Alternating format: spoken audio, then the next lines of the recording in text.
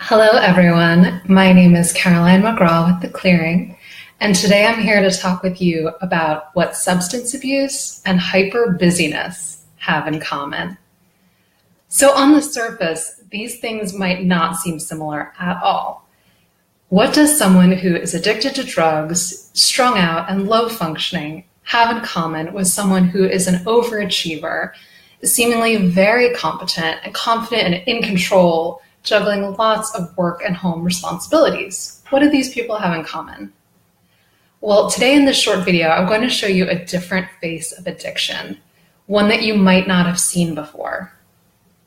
You might think that addiction looks like using needles and taking pills, and very often it does.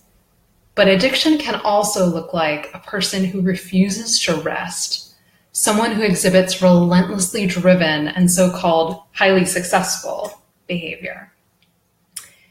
This is a different definition of addiction, but it's no less real. Because in the end, all forms of addiction are about realizing, hey, I'm not running this anymore. This is running me.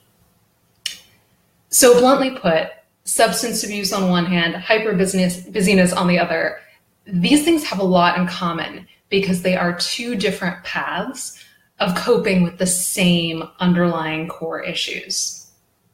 So I learned this from personal experience.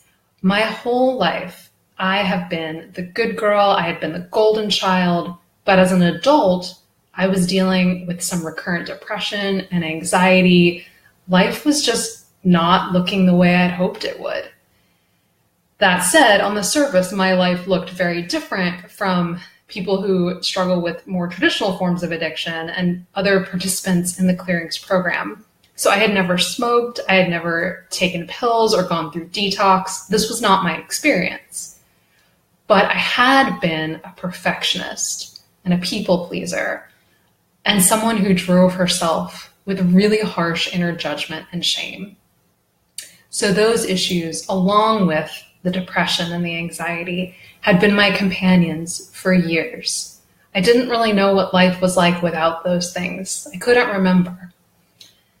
So a couple of years ago, there was this perfect storm of traumatic life events that conspired to come together and put me in a very dark place and just barely able to function.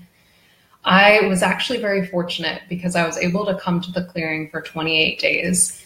And that gave me time and space and help that I needed to learn how to heal.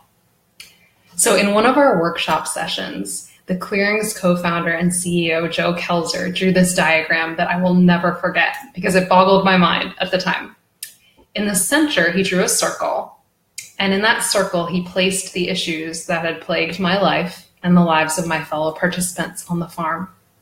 He wrote self-hatred, fear, shame, emotional pain. And then he drew two arrows coming out of that center circle. So the first arrow pointed toward substance abuse. He wrote drinking, drugging, numbing out with chemicals. And then the second arrow pointed toward more socially acceptable behaviors. Overworking, overcommitting, overexercising, numbing out through being too busy. They were two different and divergent paths, yes, but they were both created to escape the same underlying core issues. And all at once, I had a lightning bolt moment and I understood, oh my gosh, this is why I feel like I belong here at the farm. My fellow participants and I, we have different stories, we've had different experiences, we have different lives, and we cope with our issues in different ways.